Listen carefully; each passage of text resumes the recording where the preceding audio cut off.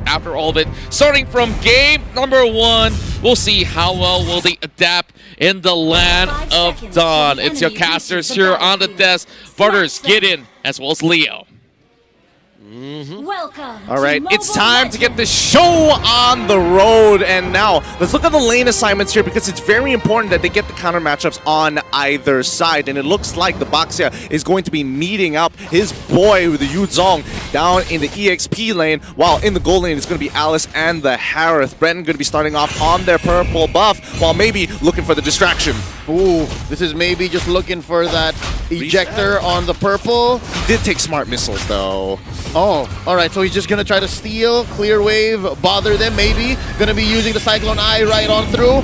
Flapteasy has lethal intentions, goes for the stun, misses. There's no damage here, but puts maybe at pretty low health. So yeah, that's the tank of Burmese Ghouls out of commission for now. I like the reaction of Flap just going in for that first kill, running over maybe. He forced maybe to use the flicker. There might be a pull yourself together on his side, but at least it goes down for a couple of minutes. I mean, interestingly enough, I'm looking at Flapteasy and I was thinking, maybe he's going so hard because he has the execute. I double check it. Boom, he's got the rejuvenate. So again, Bren is showing a lot of respect to the Burmese Ghouls, knowing that this is going to be all about that team fight. Yeah, Revitalize super important in this matchup. Like, you want to outlast the Yu Zhong, and you want to make sure you're putting as many marks and making it as hard as possible to sustain a team fight. Now, Carl Teasy here has both of his buffs, so the initial thought of invading and making Carl Teasy's life hard before the first turtle, the second minute of the game, is out the window for Burmese Ghouls. They have to find another way of attack. Now we can see up on top, Rebo here getting harassed a bit by Harith, and that is one of the things that the Harith can do. The flowing blood can be easily dodged by the Chrono Dash, so it's not gonna be a problem for him. Now Carl pulling that trigger on that Blazing Duet to clear the wave. Yep, he wants to try his best here to kind of just control the wave so that they have first priority on this turtle. You can see the rotation. Even Harith is heading, is making his way down towards that turtle fight, and this is going to be really big here because Burmese Ghouls, they've won so many of these just off of one turtle. This is Carl Teasy going for the purple, and I do believe after Flapteasy pushes them off, they're going to go for this turtle. Now, that's few going to be pushed in by Ruby DD. Oh, Carl Teasy gets invaded in by Ruby DD, and that's going to be the turtle taken here by Ace, and there's not much Bren Esports can do. Flapteasy sure pops the Poisson, but for so long, how can you survive this? Oh, he's still in it. That's a nice dash. He saves himself, and that's going to be just the first blood and the turtle. Oh wait, Burmese Ghouls, they're not going to force it. Instead, just going to go for a few hits on the first turret. Great save coming from View there. If he wasn't there, at least then he would be going down and giving another kill over to the Burmese Ghouls. But this is what BG kind of play for. First turn, get that extra gold, make things work. Oh, here we go. Butters, check it out. And look at this, the Unstoppable Force will be forced, but still maybe won't go for the engage. They don't have their ultimates, they don't have their spells, and they are just forced to back out. It was a bit of a, let's say, they're trying to just scare out Lusty to not follow them. What's happening here up on the top side? Looks like, I mean, both sides are kind of just eyeing for information, and especially Kid. There could have been an engagement there, but counting the numbers, 3 versus 2, not the best, so they have to pull back. They get some good damage onto Few for now, but how long can this last? Calamity Reaper being purchased by Ruby DD. Ooh, Mountain Shocker scouting out where the rest of Bren Esports are, and that's gonna be Rebo. Just hit by 3. Smooth operator. Ruby DD is so far responsible for the 2 kills currently present for Burmese Ghouls. And Ace even stole the crab coin that Carl Teasy was taking on that top lane with the Mountain Shocker. So things are going great for the side of Burmese Ghouls.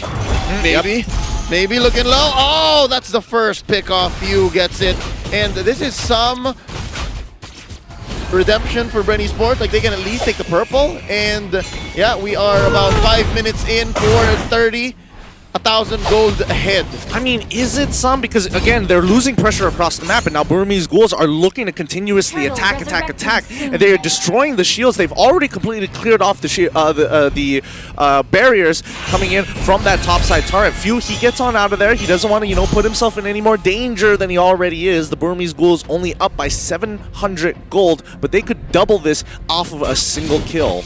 Bren Esports, they should look out for the pickoffs that Burmese Ghouls are going for. Yep, on angles, the Burmese Ghouls want to go, and that's Few getting blasted out, but Ace from the back lines getting caught first. That's a trade currently. The mid support for the core and the tank, and now Flapteezy still has the Poisson, gets caught in there by the Dragon Tail, knocks him out, and the fight stays here near the turtle pit. Now Lusty trying to make sure that they all stay put, and Kaltiti trying to take this, and he does it 1-for-1 now. An injector onto one. Rebo going into the back lines. He is going to retreat. RubyDD once more. That's the disengage. Oh, RubyDD, he needed to target a single person. He drops down the Zaman Force and he got splits in two. He wants to go for D, but then Kaltizi's in the back. Which does he go for? Bren Esports know that Burmese Ghouls have the team fight on lock right now for the early game. What they are doing right now is this: they're trying to get the small victories. Get the turtle, don't overextend, do not engage him as much as possible. It's their time now. Just scale for a bit, wait for the proper timing to fight, and Bren Esports are doing it well.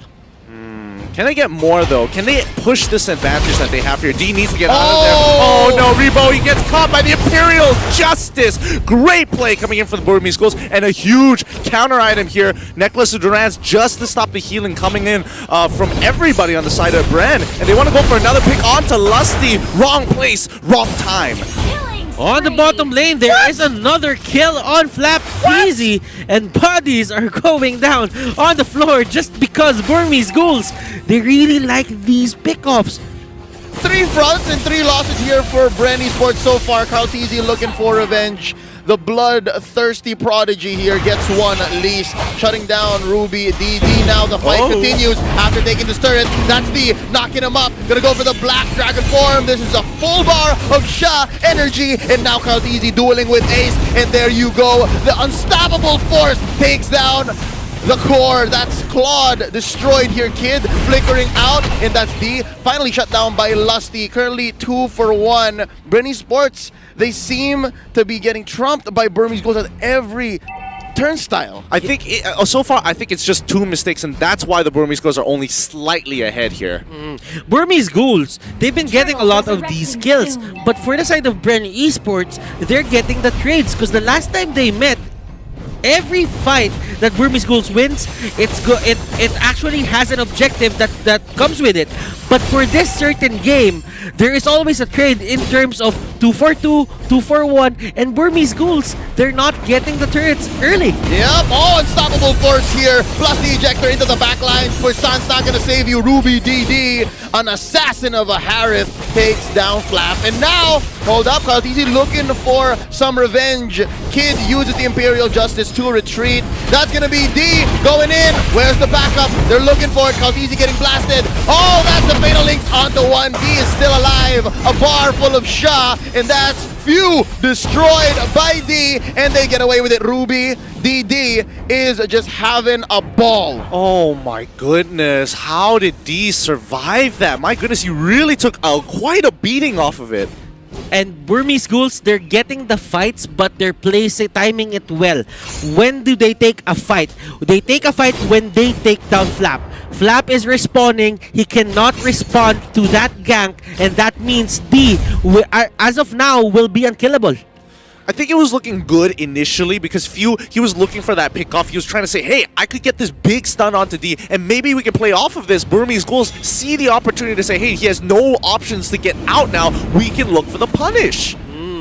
That is true. As you can see right now, Burmese Ghouls, they really like to go for these kinds of plays. Just stay in the brush, try to get the ejector close to Kid.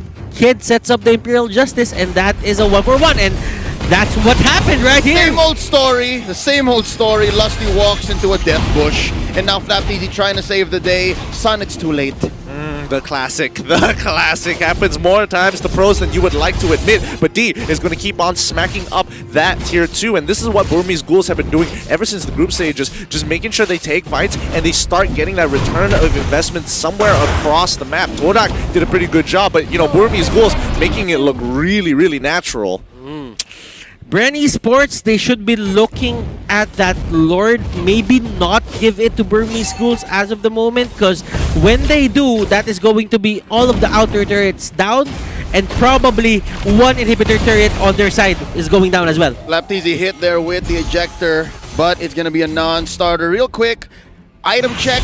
Kid just bought a glowing one. That should lead to more kills, but right now, that's the Mountain Shock. They're starting it off. As we just said, Few gets taken down. Ruby DD though, 2 for 1. The current trade here, the numbers are going well for Bren Esports. Kid and Ruby DD for Few. That was a great fight for Bren Esports. Burmese Ghouls, they thought that they caught Bren off guard, but they were ready.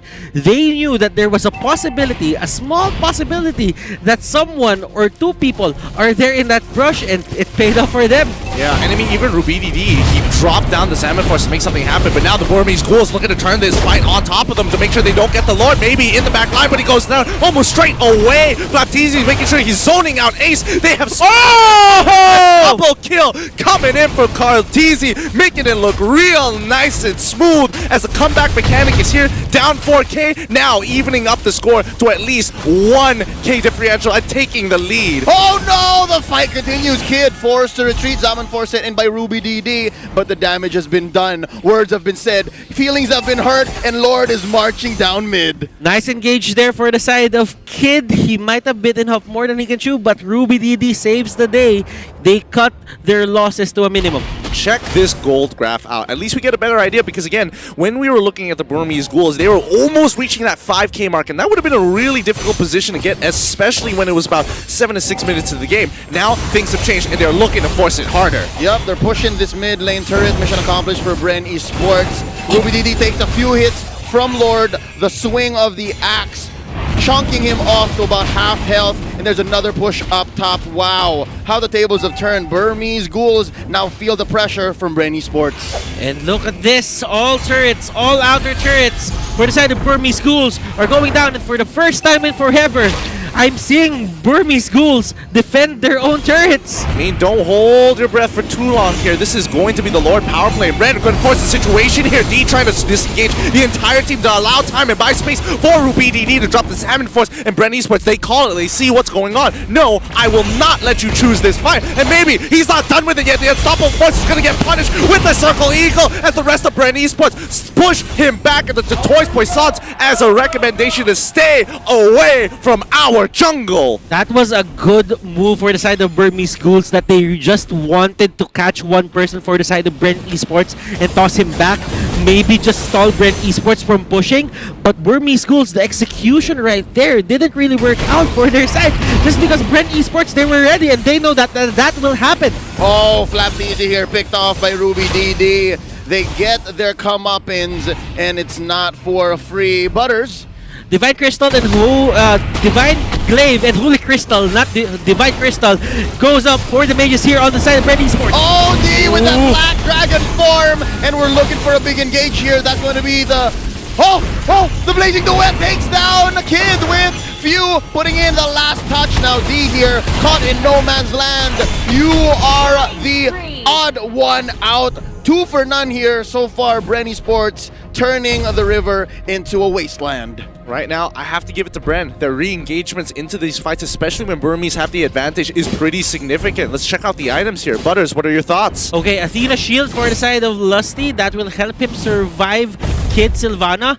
Rebo is on a roll right now. He has all of his items up. Winter Truncheon is there. Flapteezy is kind of having a hard time just getting his items. He has a Molten Core there just to clear the waves. For the side here of D, he doesn't have, let's say, a Blade of Despair just to add extra damage.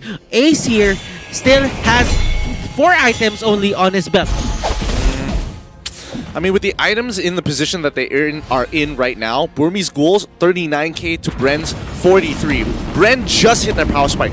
All Burmese Ghouls have to do, play this slow, clear that waves, wait until that Lord is up, and then play this stalemate where you're putting enough pressure to say, hey, I could look to contest you on Lord, and I might contest you on Lord, but as long as you are not finishing the Lord, we have enough time to hit our 42k power spike, and then that's where they're going to call it. Queen swings on Carlteezy. He might just tank some of the damage. Oh, here. The fight has already started from the back line. Ejector on the Flapteezy. He pops the Poissons, and that's D taking quite a few hits from that. Mountain Shocker gonna be an incentive for Bren Esports to back out. That's gonna be from the backlines, baby. Getting chonked. Oh, this is going to be the pit helping Bren Esports out. That's a double for Bren. Make it a triple. It's one for each of the TZs. And right now, they are primed for the second Lord take. Mind you, this is Luminous. Oh no, this was a very poor choice for the Burmese Ghouls to actually initiate on that fight. They said, hey, maybe we can go back in. The Toys Poissons has been wasted, and D, he's got a little bit of health. He has max on his passive, so he could heal back up. Unfortunately, RubyDD can't get into the fight. You want to fight on these neutral objectives, a place where you have a lot of places to abuse your Chrono Dash and kind of outmaneuver your opponents. Molten Core became the cursed helmet here for Flap TZ. Carl TZ having a good time just roaming around the map, getting those stacks, and Dominance Eyes, Wind's Wings, Cursed Helmet. That is enough defense items to tank the damage that will come out from Burmese Ghouls. So that means as long as Flap TZ is getting item progression, there is going to be a lot more resources that will be put to him to take him down. I would totally agree here, and again, Burmese Ghouls have to choose the places that they fight in. They cannot go into these narrow corridors. They cannot afford to get hit by these big-ticket ultimates from Lusty. And if Rebo gets into that back line, sure, you have escape mechanics, but Kid needs to be the one to dictate where the place and time the fight is going to occur. And those are all tall orders because Bren Esports has the superior combat mobility. They can just say where the fight happens and they can force him, and right now that's what's happening here. Mountain Shocker to try and clear the waves, but it's too little too late. Lord already whacks away at that inhibitor turret. Ace at less than half health. That's going to be the push on bottom lane as well. Now only mid stands. Let's see how Burmese Ghouls will deal with the second Lord of the game. There's a fight on all fronts here, and I'm waiting to see who's going to make the first move. Oh, thankfully they were able to kill the Lord before it actually charged in towards that inhibitor down on mid side. That would have been a huge blow. That Rebo is just turning on that Blood Ode. He's never turning it off. He has the purple buff on under his belt. Now Carl TZ, they have all the time in the world to just end this just because Burmese Ghouls, they're not getting their buffs anymore. Yeah, this is the choke right here. I mean, yes, you're saying it's a choke, but it's only 8K. They're only 8K behind. Burmese Ghouls, if they win one fight, they're even. And if they win that fight, the goal lead isn't going to matter at all once it hits that 53K mark. But then again, Gideon, if you are defending this hard, you take every advantage that you can. True, but that also means you have a safe way to farm. It goes both ways here. Bren need to find a way to catch the Burmese Ghouls off guard. And the Burmese Ghouls, if they get a little too antsy and they don't play disciplined and walk out and get punished for that mistake, Bren will end this game. There's going to be 92 more seconds, and Burmese Ghouls don't necessarily have to force anything. So far, these two teams have been acting like well-informed businessmen. They know the economy of their skills. They know what the timings are like. They know which heroes should be the priority. And right now, they know how much each buff costs. And that's what I'm trying to get at. The last time we checked, as you said, it was what, like a 7K, 8K gold lead? Just. But that's because Bren Esports has been on the choke only about a rotation of buffs in, but now that's the second or third, and Burmese Ghouls, you see it, you feel that RubyDD, you feel that Ace, they're just not dealing as much damage. For now, but let's have a look. I mean, they've got the purple buff, which is really important, especially for Rebo here, and now keep your eyes on Carl TZ. When he has that orange buff, Burmese Ghouls might have to reconsider whether or not, who the hero priority is going to be here, and this orange buff, it's way too important. Ace pulls in two from the Burmese Ghouls, and the Mountain Shocker does come out, but maybe he's trying to zone out the rest, and Flap TZ, he doesn't mind taking that damage as he goes on forward, but RubyDD is going to be the next on the chopping block. He tries to dodge it around with his Advent Force, but it ain't going to be enough as maybe pulls backwards again. He can't do too much. He turns around with the Imperial Justice. Ace tries to go in and get the killing spree. He's got it down. Now it's a 1v3. He dodges right in between, sweeping and sliding, but Rebo finally joins the fight. This is looking pretty bad for the Burmese Ghouls, especially on game one, and Bren, they call it off, take their wins, and now they need to end this right here, right now. And this is going to be Few trying to do as much damage as possible. Maybe here, gets gone out. Ace gets gone out as well. And look at this, the burst down won't be there, but that is not going to be the main objective as the base of Burmese Ghouls go down. That's game one taken here by Bren Esports. Chalk one up to the Filipinos, and Butters, How perfect you called the very last moments. Fearless.